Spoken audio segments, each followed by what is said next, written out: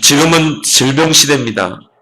정말 우리 주변에 보면 이런 질병으로 고통받는 사람들이 많은 것을 보게 되죠. 어떤 분은 정신병으로, 또 우울증으로, 또 공황장애로 시달리는 사람도 많고, 특히 암으로 고통받는 사람들도 부쩍 늘어난 것을 보게 됩니다. 이런 질병들은 다 드러난 질병이죠. 그러나 중요한 것은 많은 사람들이 드러나지 않는 그 영적인 병에 무지하다는 것입니다. 어떻게 보면 드러나는 질병은 이 드러나지 않는 영적인 병에서 시작됐다고 우리가 보면 되는 것이죠. 그래서 의사들이 이야기하기를 약으로 치료되는 것은 한 30% 정도가 된답니다. 나머지는 이제 환자 몫인 것입니다. 그래서 많은 사람들은 이 질병을 이기기 위해서 뭔가 좋다고 하면은 다 몰려들기도 하고요. 또 이곳저곳을 찾아다니기도 하고 어떻게 해서라도 이 질병의 고통에서 벗어나려고 하는 그런 몸부림이죠. 요한복음 14장 27절에 예수님께서 내가 너에게 평안을 주노라. 곧 나의 평안을 너에게 주노라. 내가 너에게 주는 그 평안은 세상에서 주는 것 같지 않도다. 너희는 마음에 근심하지 말고 두려워하지 말라. 그 말은 많은 사람들이 뭔가 근심과 두려움 속에 빠져 있다는 것이죠. 그렇게 되면 어떻게 됩니까? 우리 마음이 늘 근심하고, 늘 불안하고, 늘 낙심되고, 늘 조급하고, 그리고 또 중요한 것은 우리가 이 저산소, 산소가 부족하면 어떻게 돼요? 면역세포가 떨어지게 되죠. 면역세포는 우리 안에 오는 그런 병균들을 이기는 역할을 하는데 이 면역세포가 떨어지게 되고 암세포가 이제 활동하게 되는 것입니다.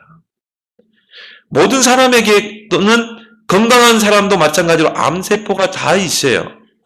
중요한 것은 그게 활동을 안 한다 뿐이죠. 우리 안에 면역체계가 이 암세포를 잠재우고 있는 것입니다. 근데 우리가 늘 우리 마음이 불안하고 두렵고 근심하고 이렇게 되면 우리 면역세포가 떨어지는 거죠. 암세포가 이제 활동하게 되는 것입니다. 반대로 예수님이 말씀한 것처럼 내가 너에게 평안을 주노라. 세상에서 주는 것 같지 않는 그 하나님의 평안을 너에게 주노라. 우리 마음이 하나님이 주는 그 평안으로 늘 여유가 있고 늘 성령으로 충만하게 되면 면역세포는 살아나게 돼 있어요. 강해지게 돼 있는 것입니다. 그러면 암세포는 활동을 못하게 돼 있는 것입니다. 그래서 우리는 늘 평안의 상태를 유지할 줄 믿습니다. 그렇다면 우리의 마음과 생각이 얼마나 중요하겠습니까? 하나님의 평강이 그리스도 안에서 너희 마음과 생각을 지키시리라 이렇게 이야기했잖아요. 그 하나님이 우리에게 주시는 그 평강, 주님이 우리에게 주시는 그 세상에서 주는 것 같지 않은 그 평안이 우리 마음과 생각을 지켜야 되거든요. 그럴 때 우리가 영적으로도 건강해지고 마음적으로도 안정이 되고 육신도 강해질 줄 믿습니다. 아무리 이런 보약 먹어도요, 안 돼요. 여러분의 마음이 평안해야 돼요. 여러분의 생각이요, 늘 이 훌륭한 생각을 해야 돼요. 어떤 면에서 보면 여러분이 병이 왔을 때는요, 이거는 나와 상관없다. 죽고 살리는 분은 하나님의 손에 있다. 생사복이 하나님의 손에 있다. 나는 증인으로 설 차례다. 여러분 질병이 딱 오게 되면요, 그래, 하나님 나를 증인으로 세우기로 원하시고 그런 지극히 선한 하나님의 계획을 찾아야지. 그 속에서 늘 근심하고 불안해하고 두려움을 하면 어떻게 돼요? 거기에 사단이 그 질병을 통해서 이용하게 되는 것입니다. 그래서 두려움에는 형벌이 있다고 그러죠. 우리가 늘 마음이 불안하고 두려움하면 어떻게 돼요? 거기 사단이 틈타는 거죠. 그러면서 암세포가 활동하게 되는 것입니다. 그래서 너희 마음과 생각을 지키시리라. 여러분이 먼저 기억할 것은 뭡니까? 예수 그리스도를 통해 구원받은 여러분들은 정죄할 수 없는 신분이라.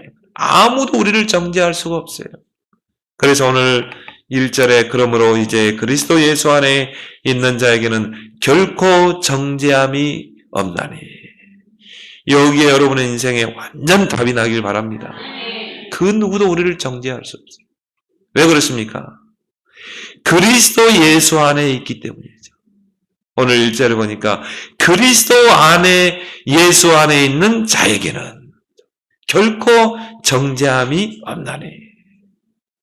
여러분은 예수 그리스도를 통해 구원받았잖아요. 여러분은 이제 예수 그리스도 안에 있잖아요. 예수 그리스도의 그 보호를 받고 있는 그런 신분인 것입니다. 그 누구도 여러분을 정죄할 수 없는 거예요. 여러분이 그리스도 예수 안에 있다는 것은 최고의 축복이에요. 이것만큼 큰 축복이 어디 있습니까? 내가 그리스도 안에 있는데, 내가 주님의 그 보호 속에 있는데. 그래서 바울은 질그릇 안에 보배라 이렇게 표현했어요. 우리는 깨지기 쉬운 질그릇이지만 우리 안에 보배가 있는 것입니다. 우리 안에 그리스도가 계시는 거예요. 사탄의 권세를 깨뜨리고 부활하신 그리스도, 우리를 모든 지옥의 권세에서 우리를 구원해내신 그 그리스도, 우리를 지옥 권세에서 우리를 구원하시고 하나님 자녀로 우리를 불러주신 그 그리스도가 우리 안에 계시잖아요. 보배로, 가장 가치 있는 보배로, 그 보배를 담은 질그릇이다니까요. 여러분이 얼마나 존귀한 자입니까? 그래서 누구도 우리를 정죄할 수 없는 거예요. 왜요? 주인이 바뀌었기 때문에. 그리스도가 여러분 안에 내 주에 계신다면 이제 내 인생의 주인은 그리스도잖아요. 그리스도가 내 인생을 책임지는 거지. 어떻게 보면 여러분 미래도 걱정할 필요 없어요. 왜? 그리스도가 내 인생의 주인인데. 그래서 그리스도가 내 인생의 주인입니다. 이걸 인정하는 걸 보고 기도라 이렇게 말하는 거예요. 이제 내 인생의 주인 되신 그리스도께 다 이야기하면 돼요. 여러분이 경제가 어렵습니까? 산업이 어렵습니까? 내 인생의 주인 되신 그리스도께 기도하면 돼요. 주님, 나에게 빛의 산업과 빛의 경제를 회복시켜줘. 요한복음 14장 14절에 너희가 내 이름으로 무엇이든지 구하면 내가 시행하겠다. 지금까지는 너희가 내 이름으로 구하지 않았으나 구하라 받으리니 너희 기쁨이 충만하리라. 자녀가 부모에게 요구하는 건 당연한 권리예요. 왜? 이게 부자 간의 관계이기 때문에. 이걸 보고 가족이라고 그러잖아요. 자식이 엄마 아빠한테 가서 엄마 돈 주세요. 나 뭐 사야 돼요. 그건 당연한 권리 아닙니까? 그죠? 그 권리가 주어졌는데 그 자식이요. 엄마 아빠는 나에게 너무 정말 두려운 분이야. 그러면 달라고 할 수가 없는 거예요. 엄마 아빠는 너무 가까이 계시고 또 우리의 부모 아닙니까? 당연히 부모에게 청구할 수 있는 것입니다. 우리가 하나님과 나와의 관계가 이제는 부자 간의 관계가 된 거예요. 그래서 우리가 기도할 때 하나님 아버지 그렇죠. 우리의 영의 아버지가 하나님이에요. 그래서 우리는 하나님의 자녀인 것입니다. 그러면 하나님의 자녀가 영의 아버지 하나님께 청구하는 것은 당연한 것입니다. 하나님 이렇게 해주세요. 하나님 우리 가정을 이렇게 해주세요. 당연한 권리인 줄 믿습니다. 그게 기도의 권리 아닙니까? 그리고 여러분에게 모든 것을 열 수 있는 기도의 열쇠를 주었다니까요. 그래서 여러분이 예수 그리스도 이름으로 기도해서 하나님께로부터 모든 응답을 받는 것입니다. 왜요? 하나님은 우리의 영의 아버지, 그리스도는 내 안에 계신 내 인생의 주인이 내 삶을 이끌어가는 거지 내가 내 인생을 사는 게 아니라 이 말이에요. 여러분이 앞으로 죽을 날짜까지 다 정해졌어요? 여러분이 이 세상을 마감하고 천국 갈 시간표도 하나님의 손에 있다. 그때까지 우리는요 하나님의 영광 돌리며 사는 것입니다. 보배를 담은 질그릇이다. 요한일서 5장 18절에 하나님께로부터 나신 자가 그를 지키심에 악한 자가 그를 만지지도 못하느니라. 하나님께로부터 나신 자가 누굽니까? 예수 그리스도. 그 예수 그리스도가 우리를 붙잡고 지키고 계신다 이 말이에요. 불꽃 같은 눈초리로 우리를 지켜보고 계세요. 악한 자가 그를 만지지도 못하리라. 악한 자가 우리를 건들지도 못하도록 하나님이 능한 손으로 우리를 보호하시고 능력의 찬사를 통해 보호하는 줄 믿습니다. 저는 이 사실이 믿어질 때부터요, 염려 근심이 없어졌어요. 그때부터 내 마음에 불안이 없어졌어요. 내가 이게 안 믿어질 때는요, 늘 근심 걱정했어요. 앞으로 내게 오지 않은 미래까지 나는 근심했어요. 근데 내가 이게 믿어졌거든요. 아, 하나님께로부터 나신 자가 나를 지키고 계시는구나. 나를 붙잡고 계시는구나. 나를 보호하고 계시는구나. 그 어떤 자도 나를 무너뜨릴 수 없구나. 만지지도 못하게 한다니까요. 얼마나 큰 축복입니까? 그리고 그때부터 내 마음이 평안해지는 거 있죠. 근데 중요한 거는 내 마음이 평안해지니까 병도 없어지더라니까요. 옛날에는 골골 하는 인생이었거든요. 근데 나에게 막 면역력이 막 세워지는 거예요. 하나님 주시는 그 힘이 내게 임하는 것입니다. 여러분은 예수 그리스도를 통해 완전 해방된 신분입니다. 그래서 오늘 2절에 뭐라고 했어요? 이는 그리스도 예수 안에 있는 생명의 성령의 법이 죄와 사망의 법에서 너를 해방하였습니다. 여기도 똑같은 이야기를 하잖아요. 그리스도 예수 안에 있는 생명의 성령의 법. 여러분은 그리스도 안에서 해방됐다니까요. 법적으로 해방된 신분입니다. 그래서 요한복음 15장에 보면 포도나무 비유를 했잖아요. 우리는 죄에서 빠져나왔고 사단과 지옥 권세에서 해방된 자입니다. 이제는 우리는 그리스도 안에 있는 자예요. 예수님은 포도나무, 나는 거기에 붙어있는 가지. 그러면 저절로 때가 되면 이파리가 맺히고 사과, 과실이 맺게 돼 있어요. 가지가 막 열매를 맺혀야지. 아닙니다. 그 뿌리를 통해 양분이 줄기를 타고 어디로요? 가지로 들어가는 것이죠. 그래서 열매가 맺는 거죠. 이제 우리는 그리스도 안에 있는 자입니다. 그러면 여러분은 그리스도 안에 붙어 있길 바랍니다. 그래서 예수님이요, 내 안에 거하라. 나도 너희 안에 거하리라. 그러면 저절로 열매가 맺게 될 것이다. 여러분의 시선은요, 그리스도에게서 한치도 떼지 마세요. 그렇게 결단하면 돼요. 나의 시선은 오직 그리스도께 고정할 것이다. 왜? 그리스도 안에 있는 생명의 성령의 법이 죄와 사망의 법에서 해방했다니까요. 그리스도 예수 안에 있는 자는 결코 정죄함이 없다니까요. 그러면 여러분의 모든 시선을 그리스도께 고정시켜봐요. 여러분 주변을 바라보면 어떻게 돼요? 늘 근심거리, 걱정거리, 염려거리잖아요. 늘 불안할 거리. 그거 바라보지 말고 사람도 바라보지 말고 사람도 의지하지 말고 누구만 의지해요? 그리스도만 의지하는 것이에요. 여러분의 시선은 오직 그리스도께. 왜? 그리스도 안에 있는 자이기 때문에 그래요. 그리스도 안에 거하는 것이 최고 안정된 삶입니다. 여러분 돈이 많으면 안정됩니까? 배경이 좋으면 안정됩니까? 지금 조국 전 장관도요. 지금 곧 있으면 감옥에 가요. 구속돼서. 돈이 많고 배경이 있는 게 안전하냐 이 말이에요. 그리스도 안에 거하는 것이 최고 안정된 삶인 줄 믿습니다. 왜 그래요? 그 누구도 정죄할 수 없기 때문에. 나 자신도 나를 정죄할 수 없어요. 자격도 없어요. 가끔씩 보면요. 기독 연예인들이 자살에 따른 막 소리를 이야기 들려요. 나는 그걸 보면서 그 기독 연예인이 이 로마서 8장 1절 2절을 모르는 거예요. 그리스도 예수 안에 있는 자는 결코 정죄함이 없다니. 나 자신도 나를 정죄할 수 없다니까요. 근데요. 조금 어렵다고 자살해버려. 나는 죄와 사망에서 해방된 신분인데. 여러분 주변에 그 어떤 홍수가 범람하고 나를 친다 할지라도 방주 안에 있으면 안전한 거예요. 방주 안에 내가 들어가 있으면 그 어떤 풍랑이 치고 파도가 치고 홍수가 내려도 방주 안에 있으면 안전한 줄 믿습니다.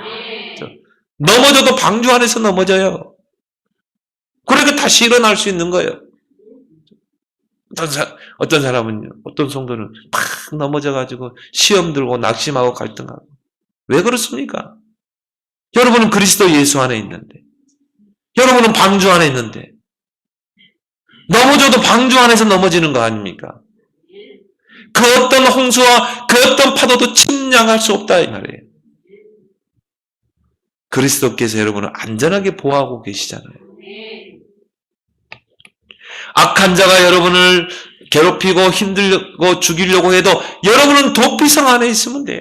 그래서 하나님이 이스라엘 백성 12지파 곳곳에 도피성을 만들어라.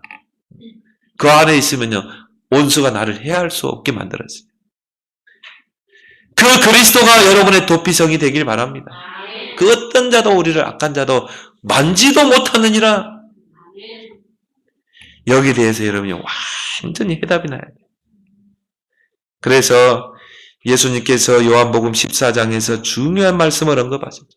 너희는 마음에 근심하지 말라. 왜? 나는 곧 길이요 진리요 생명이기 때문에. 내가 가면 너희를 고아와 같이 버려두지 않을 것이기 때문에. 또 너희가 내 이름으로 무엇이든 구하면 내가 기도응답할 것이기 때문에.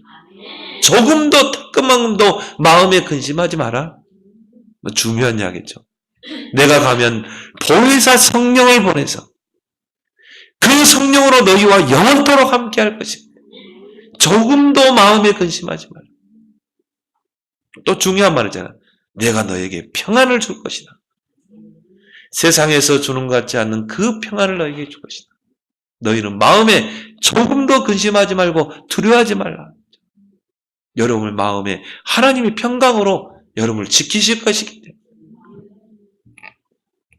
그래서 여러분이 정말 이 마음과 생각에 이 답을 분명히 가지고 여러분이 이 세상을 살기 바랍니다. 그 다음은 두 번째래요.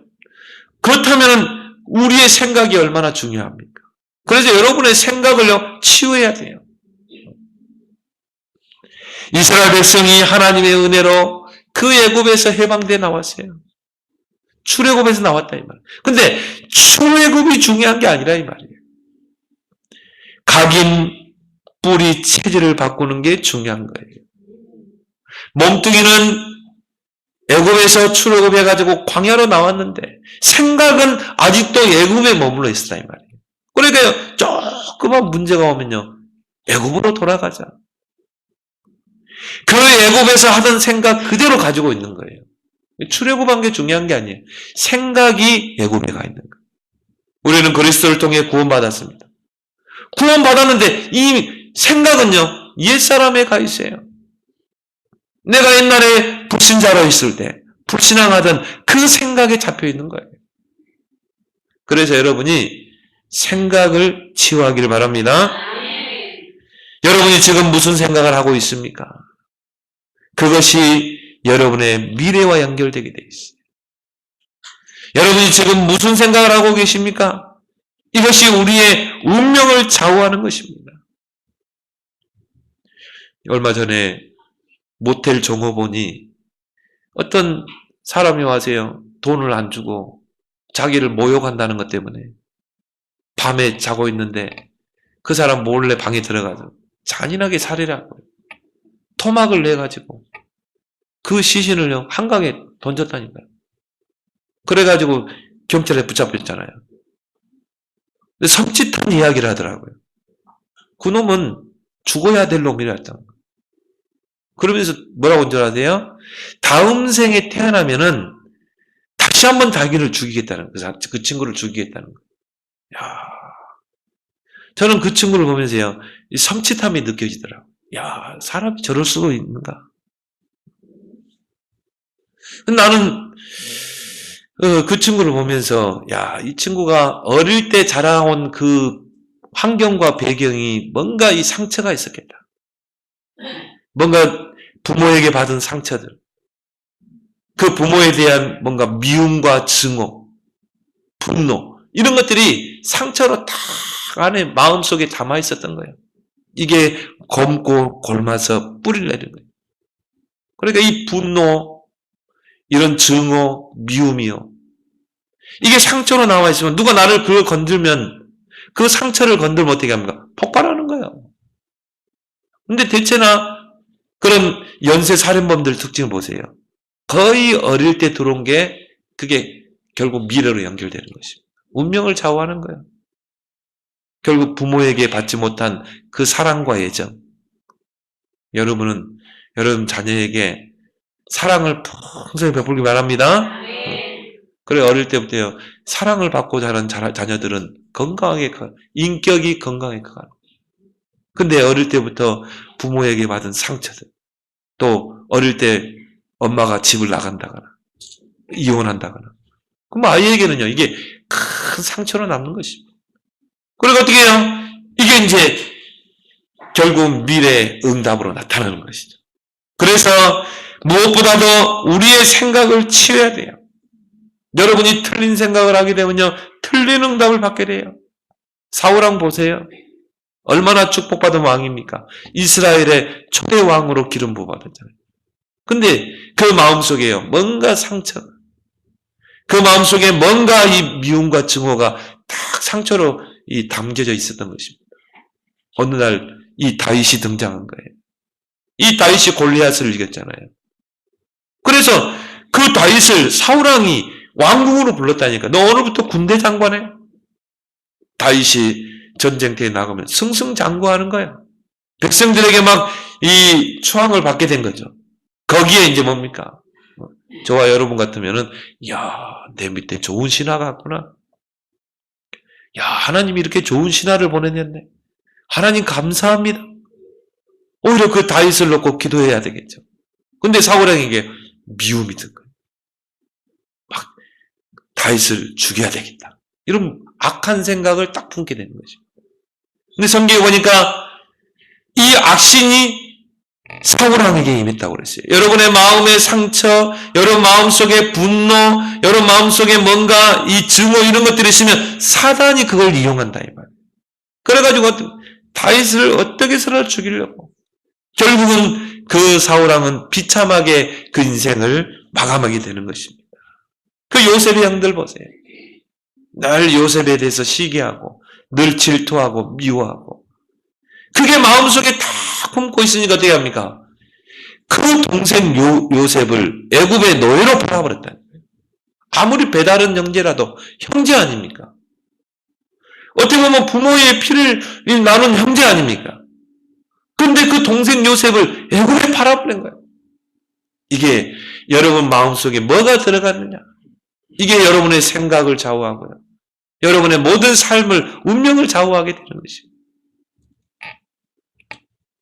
그래서 오늘 5절에 보면 육신을 따르는 자는 육신의 일을, 영을 따르는 자는 영의 일을 생각하라니. 그렇죠?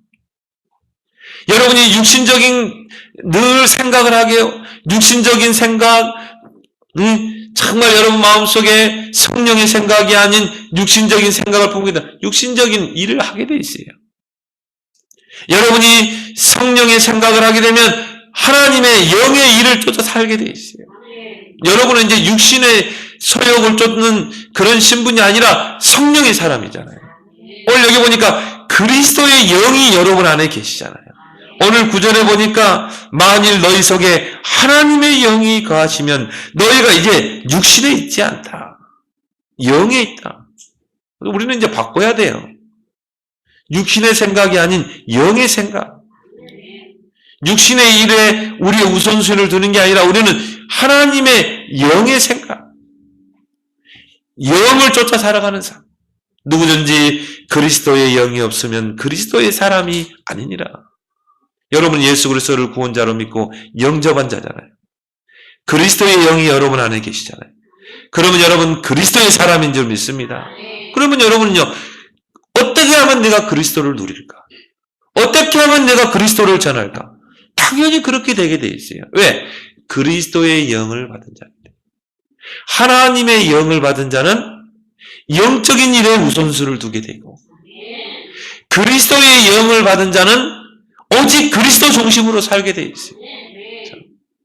근데 생각이 안 바뀌는 거예요. 왜? 아직도 우리의 과거에 머물러 있는, 아직도 예굽에 머물러 있는 것이죠. 그럼 반대로 여러분이 훌륭한 생각을 해보세요. 그러면 훌륭한 응답이 오게 될 줄 믿습니다. 이 요셉은 자신을 애굽의 노예로 팔아버린 그 형들을요, 미워하지 않았어요. 왜? 하나님의 계획으로 봤어요.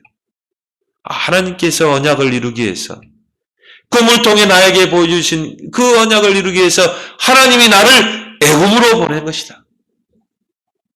형들을 통해서 나를 애굽으로 보낸 것이다. 그래서 나를 판 이는 형들이 아니라 하나님이다. 오히려 감사했을 것입니다. 오히려 형들을 놓고 기도했을 것입니다. 보세요. 이 생각이 이만큼 차이 난 것입니다. 결국은 그 형들을 살리잖아요. 그 형들을 세우잖아요. 그 요셉을 애굽의 노예로 팔았던 그 형들이 이스라엘의 12지파를 형성하게 됐다니까요. 복음 가진 자는 어떻게 돼요? 살리고 세웁니다. 여러분이 복음적인 훌륭한 생각을 하게 되면 어떤 원수 같은 사람도 살리고 세우고 힘줄 수 있는 줄 믿습니다. 훌륭한 생각을 하면요, 훌륭한 결과가 나타나게 돼요. 다윗을 보세요. 그 악신이 들려가지고 자기를 죽이려고 하는 그 사울 왕을 측은히 여기고 불쌍히 여겼다. 오히려 기도했잖아요. 그걸 보고 우리가 큰 그릇이라고 그러죠. 여러분이 생각의 큰 그릇이 되길 바랍니다. 그래서 생각도 여러분이 자꾸 연습해야 돼. 훌륭한 생각. 정말 틀린 생각이 아니라 문제를 만났을 때 훌륭한 생각. 이건 문제 아니다. 나는 하나님의 영을 받은 자다. 나는 그리스도의 영을 받은 자다. 그러면 내 안에 계신 하나님이 하시는 거다. 그 하나님은 창조주 전능자다. 생각을, 자꾸 훌륭한 생각을 하는 그런 여러분의 그런 습관을 갖길 바랍니다. 그래서 6절, 8절에 보니까요, 육신의 생각은 사망이요, 영의 생각은 생명과 평안입니다. 여러분이 영의 생각, 복음적인 생각, 훌륭한 생각을 하면요, 마음이 평안해져요. 그러지 않으면요, 그 친구에 대해서 밉고,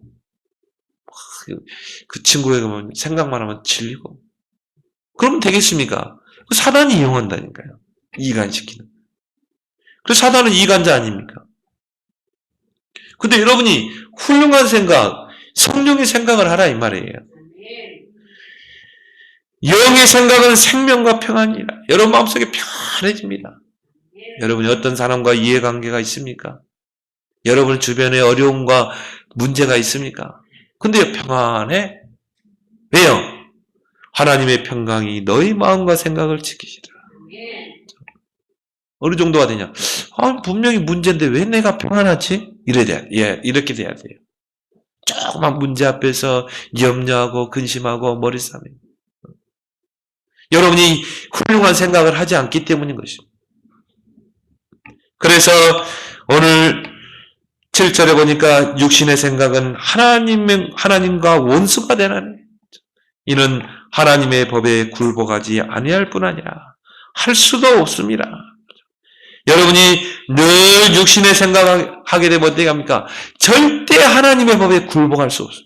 굴복하지 않아요. 하나님의 인도받지 않아요. 그 문제 속에 하나님의 음성을 듣지도 않아요.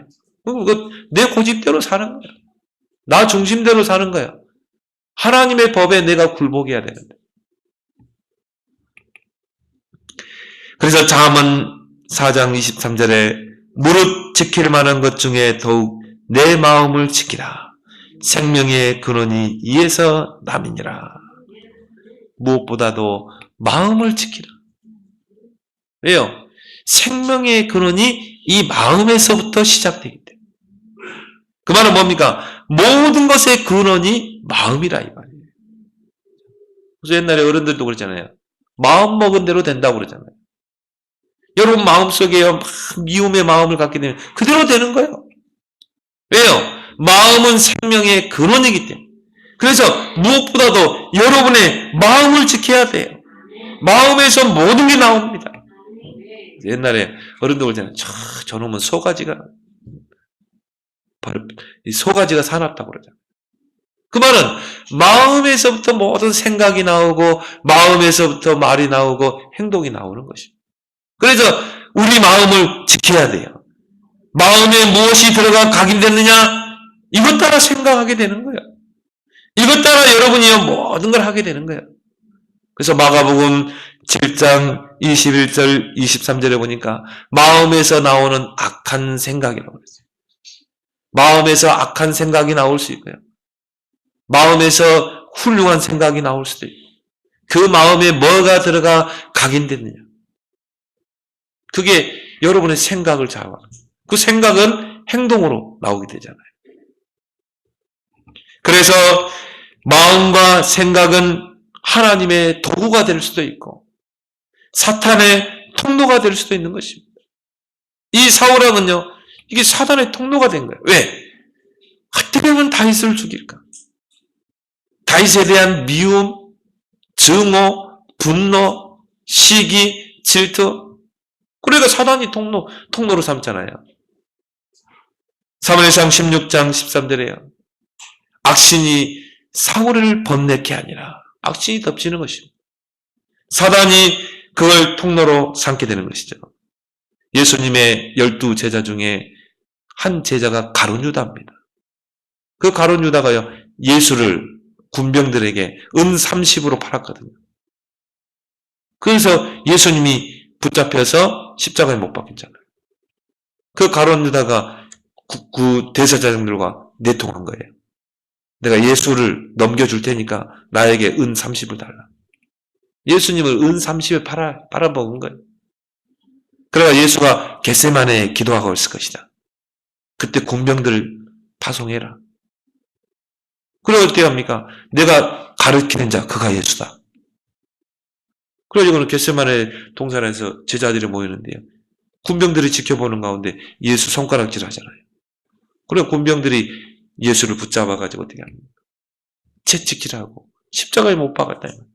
그 예수를 판 사람이 바로 가룟 유다라는 말이에요.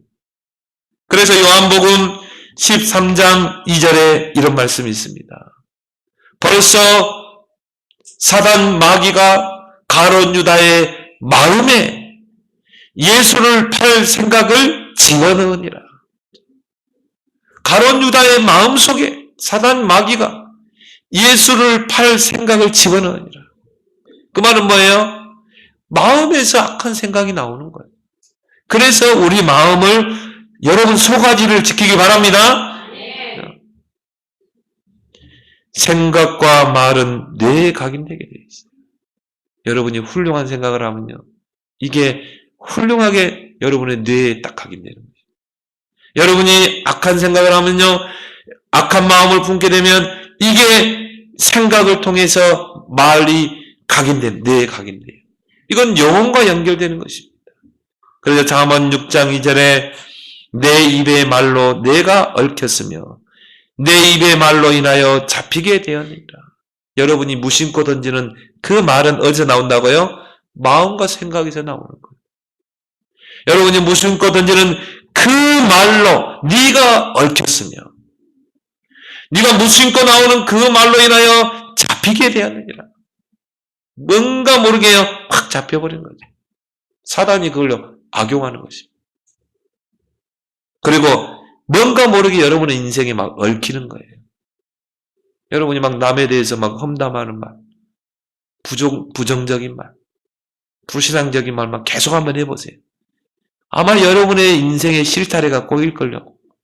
계속 얽히고 설키고, 그리고 뭡니까? 어느 순간에 탁 잡혀버린 거예요. 그 여러분은요, 항상 훌륭한 생각을 하기 바랍니다. 마음에서 나오는 악한 생각이라니까요. 그 마음과 생각에서 나오는 말이라니까요. 여러분은요, 복음적인 말을 해야 돼요. 근데 그게 의도적으로 됩니까? 안 되게 돼 있어요. 그래서 여러분 마음속에는 하나님의 복음으로 담아야 되는 거예요. 여러분 마음에는 오직 하나님의 말씀으로 충만해야 돼요. 하나님의 은혜로 충만해야 돼요. 충만한 게 밖으로 나오잖아요. 여러분이 여기다 물을 계속 부으면 이게 밖으로 나오잖아요. 여러분 마음속에 복음 충만, 말씀 충만, 은혜 충만, 성령 충만, 기도 충만하면 어떻게 됩니까? 거기에서요, 복음적인 말, 살리고 세우는 말, 힘주는 말이 나오게 돼요. 그럼 어떻게 돼요? 여러분의 인생의 실타래가 쫙 풀려나가게 돼요. 여러분이 악한 말을 하게 되면 사단이 그걸 통로로 삼지만, 여러분이 훌륭한 말, 복음적인 말, 살리는 말, 세우는 말을 하게 되면 하나님이 기뻐서 성령으로 역사할 줄 믿습니다. 그럼 여러분의 인생의 실타래가 막 풀리는 거지. 의도적으로라도 훌륭한 생각, 훌륭한 말을 해보세요. 복음적인 말, 긍정적인 말, 살리고 세우는 말.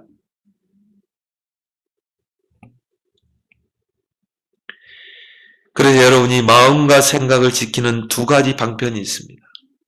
그게 말씀과 기도예요. 히브리서 4장 12절에 하나님 말씀은 살았고 운동력이 있어 좌우의 나리선 어떤 것보다 이리하여 혼, 영, 관절, 고수를 찔러 쪼개고 마음과 생각을 감찰하시니라. 여러분 마음속에 주의 말씀으로 충만해지면 어떻게 됩니까? 여러분 마음과 생각을 하나님이 지키시는 것입니다. 빌립보서 4장 6절 7절에 아무것도 염려하지 말고 모든 일에 기도와 간구로 너희 구할 것을 감사함으로 하나님께 하리라. 그러면 모든 지각에 뛰어난 하나님의 평강이 그리스도 안에서 너희 마음과 생각을 지키시라. 어떻게 해요? 평강으로. 문제를 만났는데 기도하는 사람은 어떻게 해요? 기도하고 나면요 평안해져요. 문제를 안 보이는 거예요. 근데 여러분이 문제를 놓고 기도하지 않으면 어떻게 됩니까? 이게 근심거리가 되고 염려거리가 되는 거예요. 머리 싸매야 되고. 그래도 아무것도 염려하지 말고 감사함으로 기도하라는 것입니다. 왜? 문제 아니기 때문에. 문제라면 내가 근심해야 돼요. 문제가 아니라면 여러분이 감사함으로 기도하시기 바랍니다. 그러면 여러분에게 현실에 일어나는 모든 문제는 문제가 아니라 이 말이에요. 감사거리요. 그거는 기도거리요. 응답거리요. 그래서 여러분이 기도하면 너희 마음과 생각을 평강으로 지키시라. 문제라면 왜 평안하지? 이래야 돼요. 이거 문제인데 왜 평안하지?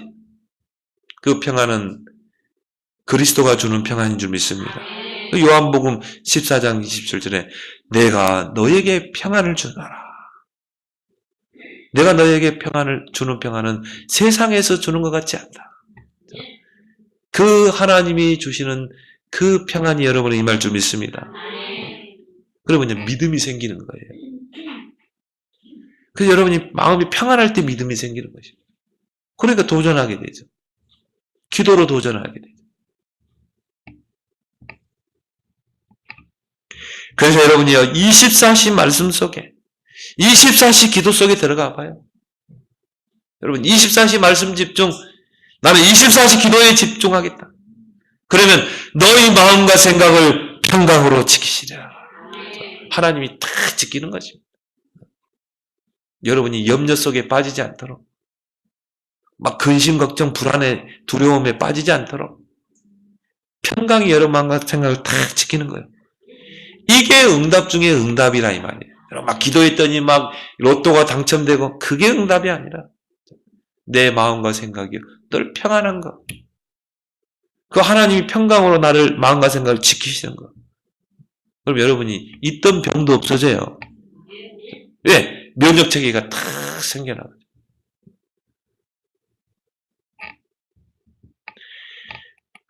여러분의 마음이 생각이 늘 평안하면 어떻게 됩니까? 사람이 단순해집니다. 복잡해지지 않아요. 오직 그리스도, 오직 하나님 나라, 오직 성령 단순해집니다. 문제를 만나면요 문제 아니야 단순해지고 그리고 여유가 있는 거예요. 여러분이 평안하지 않으면요 이 여유가 없어요. 그리고 조급하게 되죠. 불안하게 되죠. 근데 하나님이 평강으로 내 마음과 생각을 다 지키면요, 사람이 여유가 있는 거예요. 바쁘게 살면서도 여유가 있는 사람이 있는가 하면, 늘 늘어지게 놀면서도요, 여유가 없는 사람이 있어요. 여러분은 전자가 되길 바랍니다. 바쁘게 살지만 내 마음은 평안하고 여유가 있어. 그러니까 이 사람은요, 가는 곳마다 응답을 받는 거예요. 오히려 문제 속에서 더 큰 응답을 받아요. 그래서 여러분이 의도적으로라도 훌륭한 생각을 하세요. 아, 이거는 문제 아니다. 하나님이 나와 함께 하신다. 그래서 히브리서 3장 1절에 우리가 믿는 도리의 사도이시며 대제사장이신 예수를 깊이 생각하라. 예수를 깊이 생각하라. 여러분 문제를 만났습니까? 예수님이라면 어떻게 하실까? 예수를 깊이 생각하라. 빌립보서 2장 5절 10절에 그리스도 예수의 마음을 품으라. 내가 사람과의 관계에서도 마찬가지예요. 예수님이라면 어떻게 하실까? 이게 예수를 깊이 생각하라. 여러분의 모든 시선은 오직 예수 그리스도가 되길 바랍니다. 주님이라면 어떻게 하실까? 그래서 훌륭한 생각은 훌륭한 응답을 가져오는 줄 믿습니다. 그 다음은 세 번째요. 성경적 치유운동의 주역이 되길 바랍니다. 2019년 정신질환 진료비가 4조를 넘어설 것으로 예상하고 있어요. 그만큼 정신적으로 고통받는 사람들이 많고요. 우리나라 국민 29명 중에 1명이 암 유발자라고 합니다. 21명 중에 1명이 암으로 치유받고 있고 암으로 고통받고, 그만큼 정신질환으로 암으로 많은 사람들이 고통받고 있다. 거기에 대한 치유의 프로그램들이 많이 나오고 또 대체의학들이 많이 나오죠. 어떤 개그맨은요, 그 개들이 먹는 구충제 있잖아요. 막 그걸 먹었더니 뭐 암세포가 떨어지고 간 수치가 떨어지고 막 그 보니까 인터넷 나오더라고요. 오죽하면 개가 먹는 구충제를 먹겠냐 이 말이에요. 근데 의사들은요, 그거 먹으면 우리 안에 장기들이 다 손상이 간대요. 그런데도 뭔가 살 수 있는 길이 있다면 끈아풀이라 잡으려고 하는, 그만큼 많은 사람들이 질병으로 고통받는 시대라요. 그렇다면 우리는 뭡니까? 올바른 치유를 해야 돼요. 틀린 치유를 하면 안 돼요. 이런 이 많은 프로그램들, 또 많은 대체의학, 또 뭐 누가 좋다더라 그러면 막 먹고, 그러면 일시적으로 치유될 수도 있겠지만 더 심각한 문제를 가져올 수 있는 것입니다. 그래서 요즘 많은 사람들이요, 힐링에 대한 관심이 많습니다. 저 불교에서는 템플 스테이를 통해서요, 마음을 비우라. 모든 병의 원인은, 스트레스 원인은 욕심 때문이다. 비워라. 그리고 뭡니까? 명상 운동가들은요, 진정한 나를 찾으라. 명상을 통해서. 그리고 3단체는 뭡니까? 이 두 개를 다 합쳐가지고 뭡니까? 접신운동 시킨다니까요. 귀신 들리게 합니다. 근데 이런 틀린 방법은 더 큰 문제를 가져오는 거예요. 왜 그렇습니까? 하나님 떠난 인생은 사단의 12가지 함정에 딱 잡혀 있기 때문에 그래요. 이 사단의 12가지 틀과 올무에 잡혀 있기 때문에 아무리 마음을 비우고 진정한 나를 찾고 해도 오히려 이게 치유가 아니라 더 심각한 문제에 빠져들게 되는 것입니다. 그래서 7 귀신이 들어갔다고 했잖아요. 요한복음 8장 44절에 너희는 너희 아비 마귀에게 속했느니라. 하나님 떠난 인생은요, 마귀에게 속해 있어요. 마귀에게 잡혀 있어요. 그 사단의 12가지 함정과 틀과 올무에 딱 갇혀 있는데 어떻게 내가 마음을 비울 수 있습니까? 어떻게 진정한 나를 찾을 수 있냐 이 말이에요. 그래서 우리는 올바른 치유를 성경에서 찾아내야 될 줄 믿습니다. 올바른 치유는요, 가장 먼저 근본 치유부터 시작되는 거예요. 내가 암이 걸렸다. 그 암이 올 수밖에 없는 근본적인 원인이 있다. 그것부터 치유를 해야지. 병원에 가면 뭐 암덩이 치유하고 잘라내고 그리고 항암 치유해요. 그러면 또 재발 안 합니까? 또 다른 데로 암은 튀는데. 안 돼요. 낫고 안 낫고가 중요한 게 아니라 그 병이 올 수밖에 없는 근본을 치유해야 된다. 이 근본을 치유하는 사모약을 하나님 우리에게 주셨습니다. 이게 오직 그리스도, 오직 하나님 나라, 오직 성령 집중입니다. 여러분이요, 정말 오직 그리스도에 집중해봐요. 오직 하나님 나라에, 오직 성령 충만에 집중해보세요. 거기에 오순절에 불가반응 같은 성령의 역사, 하나님의 능력의 역사가 일어날 줄 믿습니다. 하나님이 완전한 그 치유의 그 비밀을 우리에게 주셨잖아요. 근본을 치유할 수 있는. 그래서 여러분이 이 사모약에 집중하면서 깊은 은혜 속에 들어갈 때 그 속에서 진정한 깨달음이 오게 되는 거죠. 고린도후서 1장 12장 1절 10절에 보면 바울이 자기의 그 질병을 가지고 하나님 앞에요 생명 걸고 기도했잖아요. 3번 금식하면서 기도했는데 하나님이 고쳐놨지 않았거든요. 나중에 바울이 깊은 기도 속에서 깨닫게 되죠. 아, 이거는 고칠 병이 아니구나. 하나님이 그걸 통해서 하나님의 계획을 이루시는 거예요. 내가 하나님을 위해서 큰 일을 하니까 자칫 자만하지 않게 해서 하나님이 내게 가시를 두셨구나. 이 병은 치유될 수 없는 병이구나. 그래서 바울은요, 그것 때문에 감사했어요. 질병을 통해서 진정한 하나님의 은혜를 깨닫게 된 것이죠. 그래서 바울은 뭐라고 그랬습니까? 나는 오히려 약한 것을 자랑한다. 여러분의 질병이 있습니까? 여러분 주변에 질병으로 고통받는 사람이 있습니까? 오히려 그것을 자랑할 수 있어야 돼요. 그것 때문에 내가 주님을 바라볼 수 있잖아요. 여러분이 약하지 않으면 하나님 안 바라봅니다. 여러분이 막 건강하고 잘 나가봐요. 아, 내 방법으로 살았더니 막 사업도 잘 되고 내 방법으로 내 경험으로 막 했더니 돈도 잘 벌리고 하나님 바라보겠어요? 절대 안 바라볼걸요? 그래서 하나님이 여러분에게 육체의 가시도 주시고 질병도 주시고 또 뭡니까? 망하기도 하시고 밑바닥까지 가게 하시고 아마 그럴걸요? 맞을걸요? 그래야 내가 하나님 바라보지. 어떻게 보면 바닥까지 가야 돼요. 망하려면 완전히 망해버려야 돼요. 여러분이 공도 바닥을 쳐야 튕겨 오르는 거예요. 바닥을 치지 않으면 공은 튕겨 올라올 수가 없어요. 하나님은 어떻게 보면 여러분이 완전 코너까지 몰 수도 있습니다. 그렇게 해서 어떻게 해요? 오직 너는 나만 바라봐야 돼. 오직 그리스도만 바라보고 오직 하나님 나라에 집중하고 이제 내 방법이 아닌 오직 성령 충만 이제 너는 기도해. 그렇게 해서 하나님이 다시 올리시는 것입니다. 하나님이 올리는 건 간단해요. 하나님을 저 양의 무리에 있던 그 다윗을 목동으로 있던 다윗을 왕으로 세워버렸잖아요.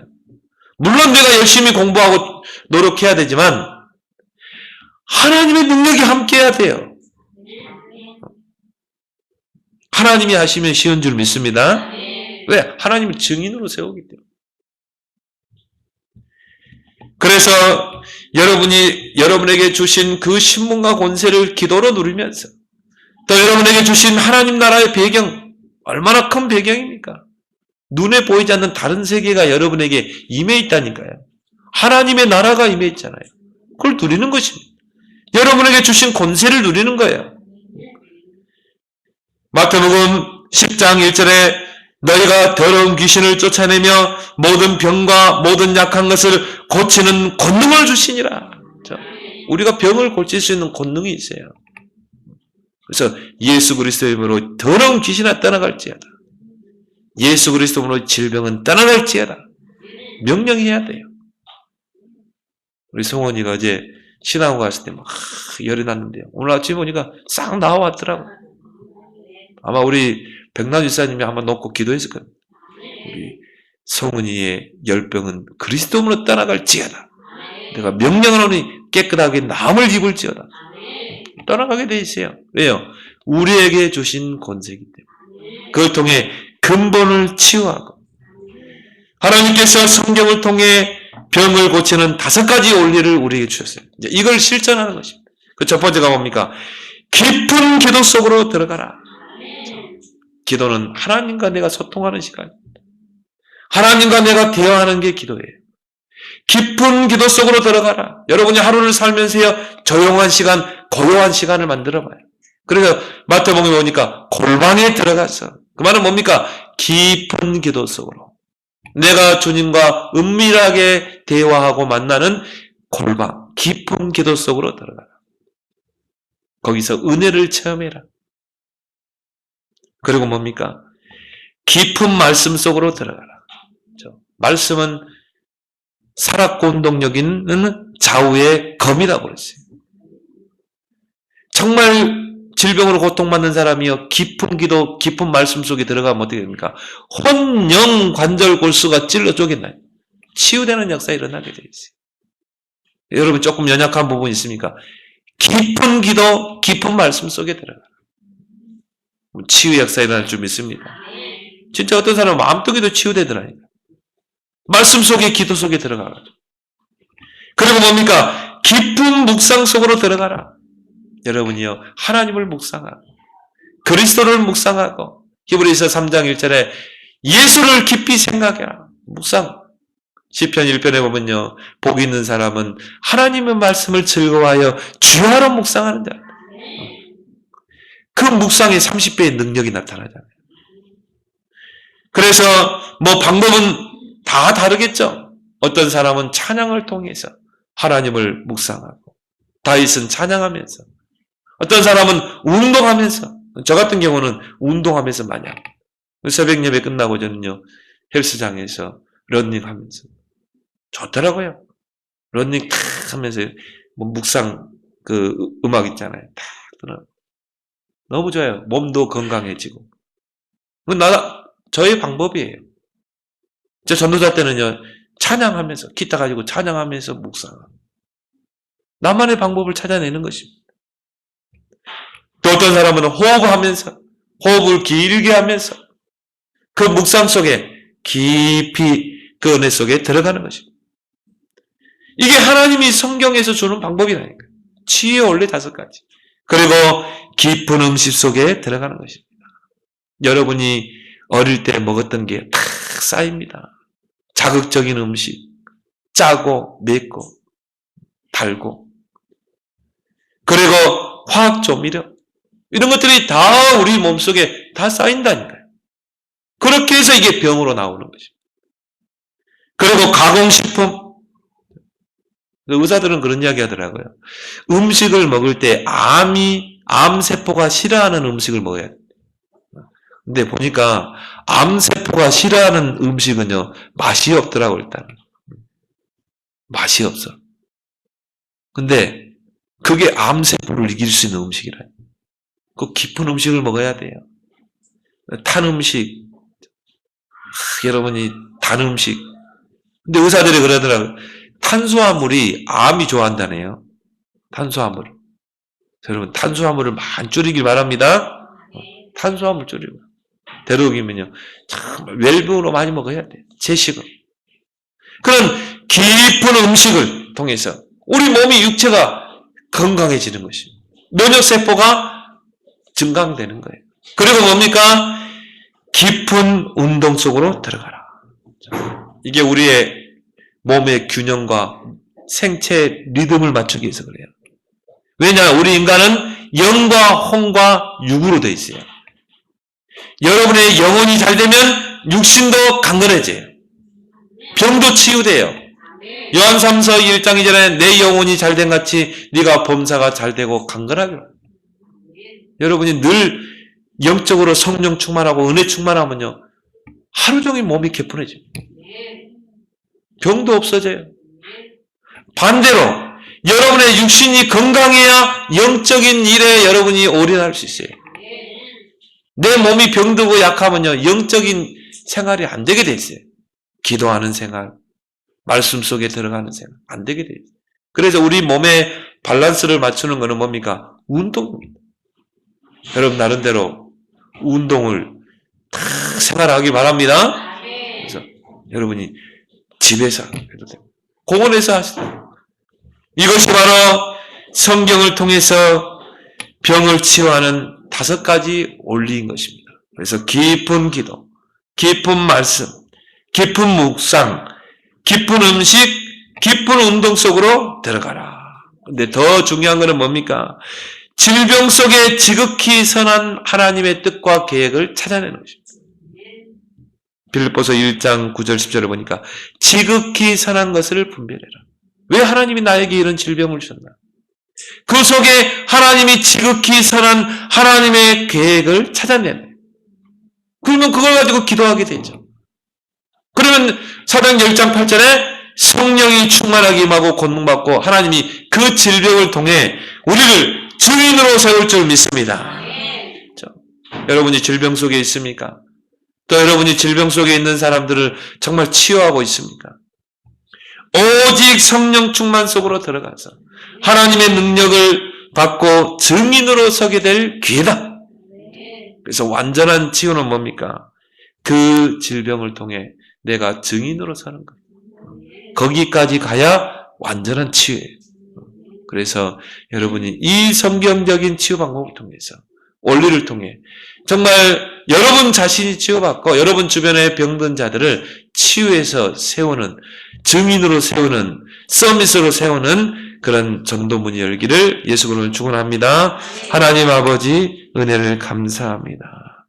우리는 그 누구도 아무도 존재할 수 없는 신부님을 확인하는 그런 한 주간이 되게 하시고 우리의 근본을 치유할 마음과 생각을 치유하는 그 말씀 기도 집중 속으로 들어가게 하시며 성경적인 치유의 그 원리 5가지를 이제 누림으로 우리의 그 연약함 속의 질병 속에서 이제 증인으로 서는 그런 축복이 있게 하여 주옵소서. 예수님의 이름으로 기도드리옵나이다. 아멘.